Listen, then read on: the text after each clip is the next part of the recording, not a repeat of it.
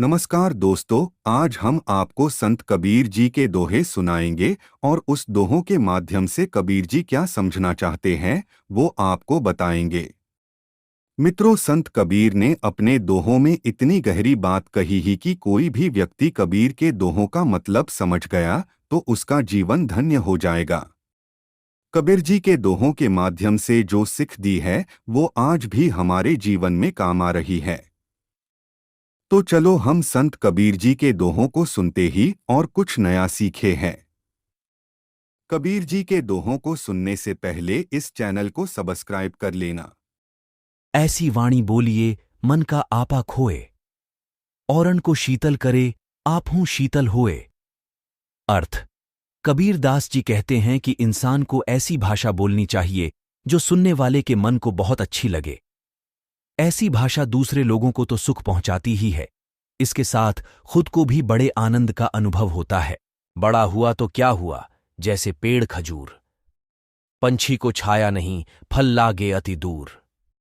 अर्थ: कबीर दास जी कहते हैं कि खजूर का पेड़ बेशक बहुत बड़ा होता है, लेकिन ना तो वो किसी को छाया देता है और फल भी बहुत दूर ऊंचाई पे लगता है।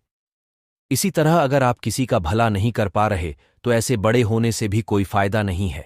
जहां दया तहां धर्म है, जहां लोभ वहां पाप, जहां क्रोध तहां काल है, जहां क्षमा वहां आप।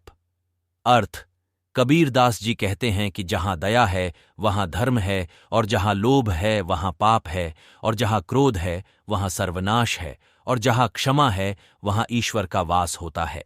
नहाए धोए क्या हुआ, जो मन मैल न जाए। मीन सदा जल में रहे, धोए बांस न जाए। अर्थ: कबीर दास जी कहते हैं कि आप कितना भी नहा धो लीजिए, लेकिन अगर मन साफ नहीं हुआ तो उस नहाने का क्या फायदा। जैसे मछली हमेशा पानी में रहती है लेकिन फिर भी वो साफ नहीं होती, मछली में तेज बदबू आती है। पोथी पढ़ पढ़ जग मुआ, पंडित भैया न कोय। 2.5 अक्षर प्रेम का, पढ़े सो पंडित होए। अर्थ: कबीर दास जी कहते हैं कि लोग बड़ी से बड़ी पढ़ाई करते हैं लेकिन कोई पढ़कर पंडित या विद्वान नहीं बन पाता। जो इंसान प्रेम का 2.5 अक्षर पढ़ लेता है वही सबसे विद्वान है। साईं इतना दीजिए, जामे कुटुंब समाए। मैं भी भूखा न रहूं, साधु न भूखा जाए। अर्थ: कबीर दास जी कहते हैं कि हे प्रभु, मुझे ज्यादा धन और संपत्ति नहीं चाहिए, मुझे केवल इतना चाहिए जिसमें मेरा परिवार अच्छे से खा सके, मैं भी भूखा ना रहूं और मेरे घर से कोई भूखा ना जाए। आए हैं तो जाएंगे, राजा रंक फकीर। एक सिंहासन छड़ी चले, एक बंधे जंजीर।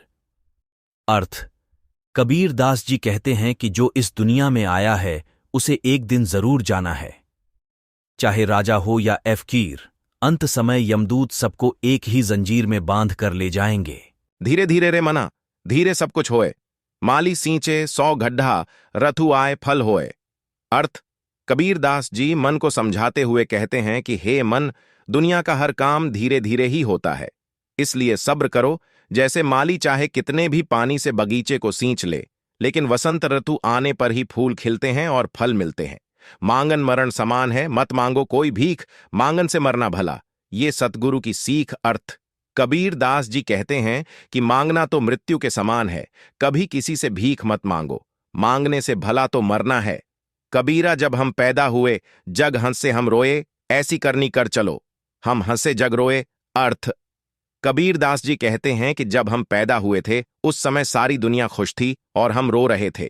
जीवन में कुछ ऐसा काम करके जाओ कि जब हम मरें तो दुनिया रोए और हम हंसे। दोस्त पराए देखकर चला हसंत हसंत, अपने याद न आवई, जिनका आदि न अंत। अर्थ: इंसान की फितरत कुछ ऐसी है कि दूसरों के अंदर की बुराइयों को देखकर उनके दोषों पर हंसता है, व्यंग करता है, लेकिन अपने दोषों पर कभी नजर नहीं जाती, जिसका ना कोई आदि है न अंत। अति का भला न बोलना, अति की भली न चूप, अति का भला न बरसना, अति की भली न धूप। अर्थ: कबीर दास जी कहते हैं कि ज्यादा बोलना अच्छा नहीं है और ना ही ज्यादा चुप रहना भी अच्छा है। जैसे ज्यादा बारिश अच्छी नहीं होती और बहुत ज्यादा धूप भी अच्छी नहीं है। बोली एक अनमोल है, जो कोई बोले जानी ही ये तराजू तौली के, तब मुख बाहर आनी। अर्थ: जो व्यक्ति अच्छी वाणी बोलता है वही जानता है कि वाणी अनमोल रत्न है। इसके लिए हृदय रूपी तराजू में शब्दों को तोलकर ही मुख से बाहर आने दें।